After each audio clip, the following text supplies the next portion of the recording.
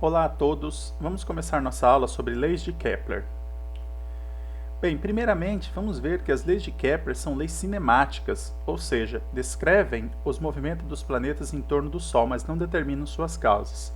O Johannes Kepler, ele na verdade foi um assistente do Tycho Brahe e utilizando uma grande quantidade de dados astronômicos que o Brahe já havia acumulado durante toda a sua vida de observações, e também juntando observações que o próprio Kepler fez, ele conseguiu determinar aí as três leis de Kepler. Essas são leis cinemáticas, porque elas descrevem os movimentos, mas elas não determinam as causas do movimento. A determinação dessas causas só seria feita mais tarde, um pouco mais tarde, por Isaac Newton, através da teoria da gravitação universal. Então, a teoria da gravitação universal de Newton confirma e explica as leis de Kepler, adicionando dinâmica ao movimento, ou seja, força gravitacional. Foi Newton, pela primeira vez na história das ciências, né, da gravitação, que conseguiu determinar uma física, ou seja, uma dinâmica, um motivo pelo qual ocorreriam os movimentos no universo. E esse movimento, essa força de grande alcance, seria a força gravitacional. É por isso que foi Newton que adicionou dinâmica ao movimento da gravitação. Um ponto importante também é que Newton, além de criar a teoria da gravitação universal, ele também criou as leis da mecânica, né? Apesar de muitas delas já terem sido tocadas anteriormente. E, na verdade, ele estabeleceu que a física no céu e a física do universo, digamos, e a física da Terra era a mesma. Toda ela seria governada por forças. Então ele rompeu com aquela ideia anterior de que existia uma física aqui na Terra e uma física celeste. Na verdade, é a mesma física em todo o universo. A primeira lei de Kepler, são três. A primeira lei de Kepler é a chamada lei das órbitas. Então a lei das órbitas diz o seguinte: as órbitas descritas pelos planetas ao redor do Sol são elipses, com o Sol em um dos focos. Então, a ideia anterior de movimento, né, dos planetas em torno do Sol, ou da Terra como modelo geocêntrico, era a ideia de círculos, né, sempre círculos perfeitos. O que o Kepler observou através dos seus dados é que esse movimento não seria círculo perfeito, na verdade ele seria uma elipse, ou seja, um movimento elíptico. A gente já vai ver algumas propriedades das elipses, mas na verdade uma elipse é como se fosse um círculo achatado e não um oval. Não podemos confundir elipse com oval. A oval ela tem um lado maior que o outro, né? Uma parte dela, a parte inferior, por exemplo, é maior que a parte superior. Na verdade, uma elipse ela é simétrica em relação aos eixos, né? Tanto o eixo horizontal quanto o eixo vertical. Só que a elipse ela é como se fosse um círculo achatado. Enfim.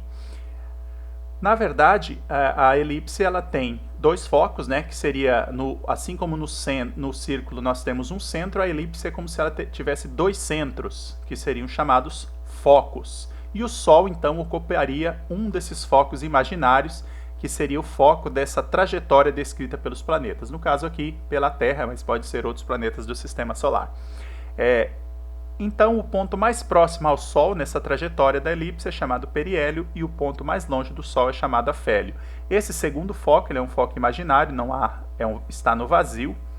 E também podemos dizer que esse movimento, essa primeira lei, ela estabelece um rompimento, né, com a ideia do círculo perfeito,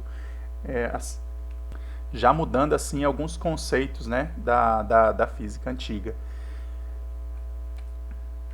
Bem, mas o que é esse movimento elíptico? O que são elipses? Então agora vamos ver algumas propriedades matemáticas para a gente descrever as elipses, né? As elipses elas têm uma equação matemática bem definida e a principal diferença dela é que a elipse, diferente do círculo, ela não tem apenas um ponto central, ela tem dois pontos bem definidos chamados focos, que é como se fossem os centros delas, dois centros, né?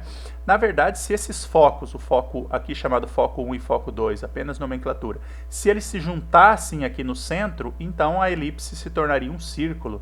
Ou seja, o círculo, na verdade, é o caso particular de uma elipse quando os dois focos coincidem no centro geométrico. Aí nós teríamos um círculo. E as equações de elipse também, a equação que descreve a elipse, se a gente colocar os focos no centro, ela vai se converter para um círculo, né? Mas o que Kepler observou é que, na verdade, os movimentos eles são elípticos. Bem, então como descrever uma elipse? Na verdade, essa elipse ela pode ser descrita assim. Se a gente só pegar qualquer ponto nessa trajetória da elipse e somar a distância dele a um foco mais a distância ao outro foco, essa soma de distâncias sempre vai ser constante. Então, um exercício para a gente pensar seria o seguinte: se eu marcar 2 pontos numa folha de papel, amarrar um barbante nesses 2 pontos e puxar esse barbante com o lápis e começar a desenhar uma trajetória curvilínea, essa trajetória vai ser uma elipse. Veja que o ponto onde o lápis vai estar, segurado pelas 2 barbantes, ele sempre, mesmo que o lápis mude a sua movimentação, sempre a soma dos barbantes, né, o comprimento do barbante vai ser o mesmo. Então, essa é uma forma da gente pensar na elipse. É um círculo achatado, mas não qualquer achatamento, é um achatamento muito específico. De modo geral, a soma das distâncias de qualquer ponto aos 2 focos é uma constante, que pode ser maior ou maior. Então, essa é a definição que a gente pode entender. Outra propriedade matemática importante da elipse é a excentricidade. Então, a gente pode definir aqui no centro geométrico da elipse, né, lembrando que o Sol vai estar no foco e não no centro, pela lei das órbitas, né? Mas a distância entre o centro e aqui esse ponto mais distante é chamado semi-eixo maior, porque existe um semi-eixo menor, né? Então, semi-eixo maior é denotado pela letra A. Também podemos denotar a distância do centro geométrico aqui até um dos focos, que podemos chamar de distância focal, embora muitos livros não definam dessa maneira. Bem, o fato é que a relação entre a distância focal e a distância do maior semi-eixo é o que define a excentricidade. Essa é apenas uma relação matemática de proporção, porque veja, se esse foco tender ao centro, então essa distância focal vai tender a zero e nós vamos ter uma excentricidade nula. Ou seja, a excentricidade nula seria o círculo. O círculo é uma elipse com excentricidade nula. E quanto mais achatada for essa elipse, mais distante vai ser aqui a distância entre o centro e o foco, ou seja, maior vai ser a distância do foco. E, portanto, maior vai ser a excentricidade. Então, essa grandeza é uma forma da gente definir o quão achatado ou o quão circular é uma elipse. Esse é um ponto muito importante a se considerar, porque, na verdade, as órbitas dos planetas em torno do Sol, eles são elipses de baixa excentricidade, ou seja, eles se parecem muito com o círculo, apesar de serem elipses. Muito bem, vamos ver agora a segunda lei de Kepler, chamada lei das áreas. Essa lei, ela diz o seguinte: o segmento de reta imaginário que liga o Sol ao planeta que o orbita descreve áreas iguais em tempos iguais. Então, como podemos descrever essa lei? Se a gente pensar aqui na elipse, né, com o Sol um dos focos, né, nós vamos ter o planeta circulando aqui na trajetória da elipse. Se essa trajetória fosse um círculo, né, e pensando aqui nesse planeta fazendo um movimento uniformemente circular, nós teríamos que esse planeta percorre distâncias iguais em tempos iguais. Agora, como não se trata de um círculo, então, na verdade, ele não vai percorrer distâncias iguais em tempos iguais. Ao invés disso, o Kepler observou que o que é preservado não é a distância em relação ao tempo, mas sim a área descrita por essas retas que ligam o foco, lá onde está o Sol, até o planeta. Então, por exemplo, se esse planeta aqui, digamos que seja a Terra, está percorrendo uma certa distância aqui num certo tempo ΔT1, então se eu pegar aqui a linha que liga o Sol, né, que está num dos focos, até esse planeta, conforme o planeta vai andando, essa linha vai andando e descrevendo uma área, até esse ponto aqui, em que o planeta está aqui, e essa linha liga ele lá ao centro também do foco, então essa área 1 descrita por essa linha, por esse segmento de reta imaginário, ela vai ser proporcional a esse ΔT. Significa que se em outro momento eu percorrer um ΔT diferente, essa nova área também vai ser diferente, mas proporcional ao ΔT. Ou seja, se eu dobrar o meu tempo, a minha área dobra também. A minha relação entre área e ΔT é uma constante. Dessa forma, a gente pode dizer, inclusive, o seguinte: se o tempo percorrido aqui for igual ao tempo percorrido aqui, a área 1 e a área 2 vão ser iguais, obviamente, e não a distância percorrida, como seria no caso de um círculo. Então, tem várias formas de a gente expressar essa observação matemática, essa lei das áreas. Podemos colocar assim, por exemplo, área 1 sobre ΔT1 igual a área 2 sobre ΔT2. né? Então veja que aqui nós temos uma relação de constante, uma relação de constância, de proporcionalidade. O fato é que a área 1 percorrida num tempo ΔT1 é igual a qualquer área 2 percorrida num tempo ΔT2 num movimento elíptico dos planetas em torno do Sol. Claro que se ΔT1 for igual a ΔT2, então a área 1 tem que ser igual à área 2. Né? Um exemplo para se pensar nisso é o seguinte: um planeta se movendo 3 meses próximo ao Sol e esse mesmo planeta se movendo 3 meses no ponto mais distante do Sol, será que ele vai percorrer a mesma distância?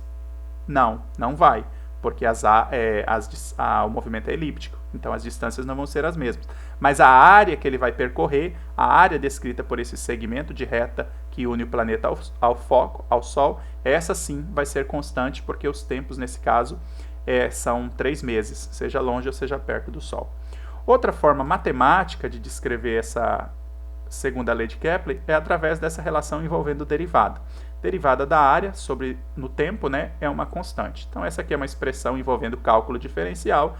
Para quem está estudando cálculo diferencial, essa expressão ela acaba se reduzindo na primeira que a gente demonstrou. Para quem não está estudando cálculo diferencial, basta concordar aqui e utilizar a primeira equação. Agora vamos ver a terceira lei de Kepler, a lei dos períodos.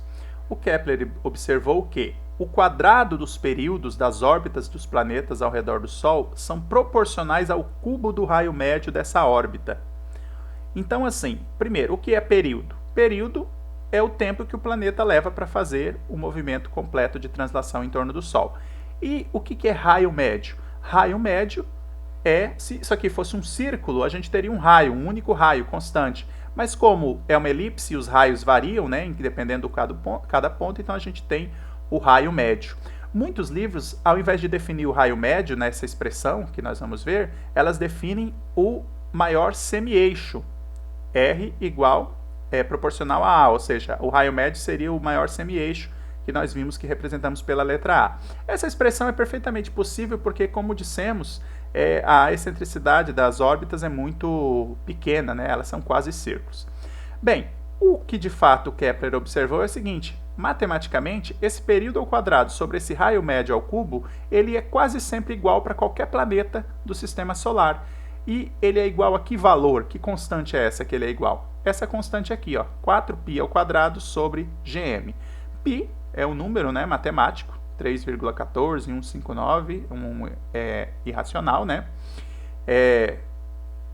E G, que aparece nessa fórmula, é a constante universal da gravitação, que depois foi determinada também por Newton, né? E M é a massa do Sol. Então, como tudo aqui é constante, né, nós temos uma constante. Aqui estão os valores, né, tanto de G quanto da massa do Sol, quanto da própria constante 4π ao quadrado gm, já temos o valor dela aqui dentro de uma precisão de uma casa decimal. Veja que aqui a unidade é 3 vezes 10 a menos 34 anos ao quadrado por metro cúbico. Ou seja, se usarmos esse valor aqui, nós vamos estar expressando o período em anos, né? Cuidado, porque alguns planetas podem ter períodos menores. Bem, algumas observações sobre essas leis de Kepler. Primeiramente, a excentricidade das órbitas dos planetas no sistema solar é muito pequena. Por exemplo, a excentricidade da Terra é 0,0167, ou seja, são quase círculos. Então, apesar de não serem círculos perfeitos, elas são quase círculos. O Sol, que está num dos focos, na verdade, ele está quase no centro da trajetória, né? A segunda propriedade é essa aqui. A segunda observação é essa. A lei das áreas permite determinar que os planetas se movem mais rapidamente quando estão perto do Sol do que quando estão mais longe do Sol. Então, como nós vimos, né, o que é constante em relação ao tempo é a área. E daí a gente tira a conclusão que os planetas mais perto do Sol quando eles estão na parte da trajetória mais próxima ao Sol, eles estão se movendo mais rapidamente. Uma outra observação agora sobre a lei dos períodos é o seguinte: ela permite determinar que planetas mais próximos do Sol têm períodos maiores de translação. Ao redor do Sol, na verdade aqui a palavra está errada, é período menores de translação ao redor do Sol. Por exemplo, do Mercúrio é só 88 dias terrestres, enquanto os planetas mais longe têm períodos de translação maiores. Por exemplo, Netuno é 164 anos terrestre. Então, quanto mais perto do Sol, mais rápido o planeta vai girar em torno do Sol, menor vai ser o seu período. E quanto mais longe, maior vai ser o seu período de translação. Observem, aqui é menores, repetindo. Observem que essa observação não é a mesma da anterior. A anterior se refere à velocidade dos planetas na sua própria trajetória, enquanto que a segunda se refere à comparação entre as trajetórias de vários planetas. Uma outra observação a teoria da gravitação universal de Isaac Newton, baseada em força inversamente proporcional à distância, ao quadrado, ela explica porque a segunda e a terceira lei de Kepler são verdadeiras, né? Por que elas funcionam? Quanto mais longe do Sol, né? Outro errinho gráfico aqui, quanto mais longe do Sol, menor a força gravitacional, né? Porque a teoria da gravitação universal diz que quanto mais longe, né, ela é inversa ao quadrado da distância, então menor a força. E, portanto, menor a variação de velocidade e maior o período de translação do planeta. Então, dessa forma, a segunda e a terceira lei de Kepler determinam essa propriedade, mas é a lei de Newton aqui da distância inversa ao quadrado que explica o porquê desse tipo de comportamento. Bem, vamos agora fazer um exemplo. De acordo com a lei das órbitas de Kepler, a Terra percorre um movimento elíptico em torno do Sol. Como consequência, deveríamos ver o Sol maior à medida que a Terra se aproxima dele, o que de fato não acontece. Não é verdade? Quando estamos perto do Sol, deveríamos vê-lo maior, e quando estamos longe, deveríamos vê-lo menor. Mas na prática não é isso que acontece. Explique o porquê. Então, qualquer coisa, pare o vídeo aí um momentinho e pense por que isso não é verdade, porque de fato não acontece. Bem, agora eu vou já demonstrar a resposta. Na verdade, tem a ver com a excentricidade das órbitas, né? Apesar de serem elípticas, elas são muito pouco elípticas, elas são quase círculos, né? Como eu já disse, a da Terra é apenas 0,01, ou seja, 1% de excentricidade. E a trajetória é muito próxima de um círculo. Então, a gente não observa variação de tamanho considerável. Vamos ver agora o exemplo 2. Calcule o período de translação do planeta anão Plutão em torno do Sol, sabendo que a distância média dele ao Sol é 40 vezes a distância média da Terra ao Sol. Então ele está 40 vezes mais distante do Sol, né? E a gente quer calcular o período desse planeta anão, Plutão. Então vamos ao cálculo. Primeiramente, a gente tem que pensar qual é a distância que a Terra está no Sol, né? Do Sol. E esse valor tem em livros, e a gente já poderia usá-lo diretamente em valores dos livros, mas vamos usar a lei de Kepler aqui, a lei dos períodos, para calcular. Então aqui eu tenho o período da Terra ao quadrado, veja que é t ao quadrado, eu usei o índice t para significar Terra, sobre o raio da Terra ao cubo. Isso aqui é igual a uma constante, que a gente já viu que vale 3 vezes 10 a menos 34 anos por metro cúbico. Bem, isolando aqui o raio, que é o que a gente quer saber, né? Então leva ele multiplicando para o outro lado e traz esse 3 vezes 10 a menos 34 dividindo. Então, e esse t aqui é 1 ano, né? Colocando, porque aqui está em anos a medida, então aqui tem que estar também. Então, o período de translação da Terra é de 1 ano, né?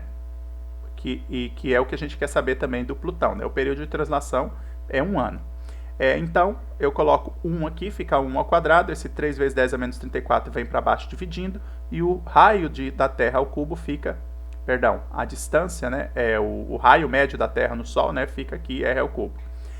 Resolvendo essa equação, 1 ao quadrado sobre 3 vezes 10 a menos 34 vai dar 0,33 vezes 10 a 34. Veja que 1 dividido por 3 dá 0,33, e esse 10 a menos 34 vai para cima como 10 a 34. Mas nós ainda temos um raio ao cubo aqui, um raio médio em relação ao Sol ao cubo, que nós precisamos resolver. Então, eu coloco esse raio, sobrepôs a imagem aqui, pego uma raiz cúbica, né, desse número, 0,33 vezes 10 a 34, e igualo, resolvo essa equação, vai dar 1,5 vezes 10 a 11 metros. Aqui essa sobreposição está acontecendo por alguma configuração do vídeo, no slide. E veja, observe também o seguinte, que esse valor 0,33 vezes 10 a 34, quando eu coloquei dentro da raiz, como era uma raiz cúbica, eu movi a vírgula e transformei aqui num expoente ímpar, para facilitar a operação com raiz. então fica 1,5 vezes 10 a 11 metros. Esse é o raio médio da Terra no Sol. Esse valor, como eu já disse, ele pode ser encontrado em livros, não precisava ter feito essa parte do cálculo para determinar, mas a gente fez aqui por questões didáticas. Agora que eu sei o raio da Terra, eu vou calcular para Plutão. Então, usando a mesma expressão de Kepler, a lei dos períodos, né, para Plutão nós temos o período de Plutão ao quadrado, que é o que a gente quer saber, sobre o raio de Plutão. Tem que ser igual àquela mesma constante, 3 vezes 10 a menos 34. Bem, o período de Plutão de translação é o que a gente quer saber. Já o raio médio de Plutão, a gente já sabe, porque foi dito que é 40 vezes o da Terra. E o da Terra é 1,5 vezes 10 a 11. Então, 40 vezes isso. Veja que tudo isso é elevado ao cubo. Fazendo essa operação, na verdade, igualando aqui a constante, né? E agora, fazendo a operação, nós temos o seguinte. Eu deixo o período de translação de período do Plutão desse lado e levo toda essa expressão aqui de baixo para o outro lado. Mas antes de levá-la, vamos ver o seguinte. 40 vezes 1,5 é 60. E 60 ao cubo é 216 vezes 10 ao cubo. Então, eu repeti a constante aqui, 3 vezes 10 a menos 34, e levei aqui o 216 vezes 10 ao cubo, que é esse 40 vezes 10, 40 vezes 1,5, né, 60 ao cubo, vai dar 216 vezes 10 ao cubo. E esse 10 a 11 ao cubo é 10 a 33, que também vai para o outro lado, está aqui multiplicando 10 a 33. Agora, fazendo essa soma, 3 vezes 216, fazendo esse produto, 3 vezes 216, nós temos 648. E a base 10 nós mantemos e fazemos aqui 10 a menos 34 com 10 a 33 dá 10 a menos 1. E 10 a menos 1 com 10 a 3 dá 10 a 2, ou seja, 10 ao quadrado. Isso tudo é o período de translação de Plutão ao quadrado. Agora, como nós queremos somente o período de translação, nós tiramos uma raiz desse número aqui, né? Então, raiz desse número, veja que eu expandi a vírgula aqui para tirar de notação decimal, não precisaria fazer, para tirar de notação de base 10, não precisaria fazer isso, poderia deixar em base 10, que também daria o resultado. Então, translação de Plutão é raiz de 64.800, que é aproximadamente 254 anos. Aqui a unidade de tempo, que é período, é tempo, né, está em anos, porque nós usamos a constante aqui também nessas unidades de anos.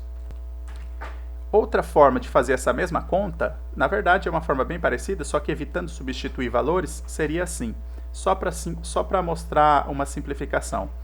Eu poderia usar aqui a lei de Kepler, nessa primeira porção, né, igualando a terceira lei de Kepler para a Terra e para Plutão. Isso pode ser feito porque, como vimos, esses valores são sempre constantes. Então, a proporção é válida entre eles. Ou seja, o período de translação da Terra ao quadrado sobre o raio médio da Terra no Sol ao cubo, da órbita da Terra ao cubo, é igual ao período de translação de Plutão ao quadrado sobre o raio médio, né, da órbita de Plutão em torno do Sol ao cubo. Bem, agora, simplesmente substituindo valores aqui, nós temos o seguinte. Período da Terra, 1 ao quadrado. Raio da Terra, não vou substituir. Raio da Terra, não. Raio médio da Terra, né, da órbita da Terra em torno do Sol. Não vou substituir, porque eles vão se cortar, como a gente vai ver. Aqui, período de translação de Plutão, que é o que eu vou querer descobrir. E aqui, o raio da órbita de Plutão ao cubo, eu vou substituir no lugar do raio de Plutão 40 vezes o raio da Terra, porque foi a definição que o exercício me deu, que o raio de translação de Plutão é 40 vezes o da Terra. Então, essa expressão eu evito substituir aqui o valor do raio da Terra e ficar com valores numéricos muito altos. É simplesmente uma simplificação da conta que eu fiz antes, mas eu fiz daquela forma também para mostrar como fazer o cálculo. Então, aqui nós temos 1 sobre raio de translação da Terra, né, ao cubo, e aqui nós vamos ter período de translação ao quadrado de Plutão. Resolvendo essa conta, nós temos 40 ao cubo, dá 64.000, e raio de translação de Plutão, raio médio ao cubo, dá raio médio ao cubo. Esse raio médio ao cubo tem nos dois lados e a gente pode cortar, corta esse com esse. Eis a razão de fazer a conta dessa forma, para mostrar essa simplificação. Na forma anterior a gente não cortava esses valores, né? Ficava com números muito grandes aqui. Cortando esses valores e isolando aqui o TP ao quadrado, né? Então, o TP ao quadrado, a gente leva esse 64.000 para o outro lado, vai multiplicar por 1, fica ele mesmo. E agora a gente tem que tirar esse quadrado aqui do período de translação de Plutão. Então a gente faz uma raiz, né? Uma raiz quadrada. Então o período de translação de Plutão é a raiz quadrada desses 640.000. Inverte a operação, quadrado vira raiz. E, portanto, isso aqui dá na média de 253 anos, aproximadamente, né?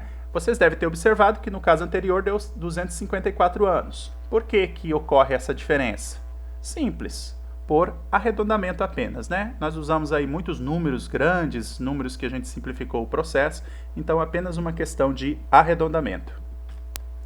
E aqui nós temos as referências desta aula.